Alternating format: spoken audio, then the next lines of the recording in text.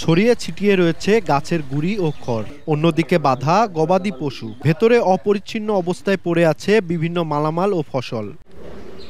ছিটমহল বিলুপ্ত করার পর সেখানকার বাসিন্দাদের জীবনমান উন্নয়নে নানা পদক্ষেপ নেওয়া হয়। এরই ধারাবাহিকতায় ২০১৭ সালে পঞ্চগড় সদর উপজেলার হাফিজাবাদ ইউনিয়নের গারাতি ও বোদা উপজেলার কালিয়াগঞ্জ ইউনিয়নের নাজিরগঞ্জ গ্রামে নির্মাণ করা হয় দুটি কমিউনিটি সেন্টার। কথা ছিল স্থানীয়দের বিয়ে সহ সব অনুষ্ঠানে ব্যবহার করা হবে এসব স্থাপনা। তবে ভবন তৈরির পর চালুই করা হয়নি সেন্টার দুটি। পরিত্যক্ত থাকায় দিন দিন গোয়ালঘরে পরিণত হয়েছে ভবনগুলো। এতে ক্ষুব্ধ এলাকাবাসী।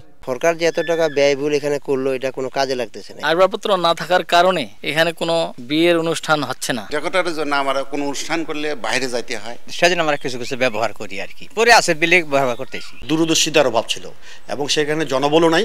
সেখানে অহেতুকভাবে অপচয় করে কোটি কোটি টাকা খরচ করে এই ইউনিয়ন পরিষদে কমিউনিটি সেন্টারগুলো যে করছে। নতুন লাক্স যা ত্বককে করে কোমল আর দেয় ব্রাইট গ্লো। ট্রাই করো লাক্স। তবে দ্রুত খোঁজ নিয়ে সেন্টার দুটি ব্যবহার উপযোগী করার আশ্বাস এলজিইডির। এ বিষয়ে বিস্তারিত খোঁজখবর নিয়ে ব্যবহার উপযোগী করার উদ্যোগ গ্রহণ করা হবে। এলজিইডির তথ্য মতে কমিউনিটি সেন্টার দুটি নির্মাণে ব্যয় হয় প্রায় ১ কোটি টাকা। সোহাগ হায়দার, সময় সংবাদ, পঞ্চগড়।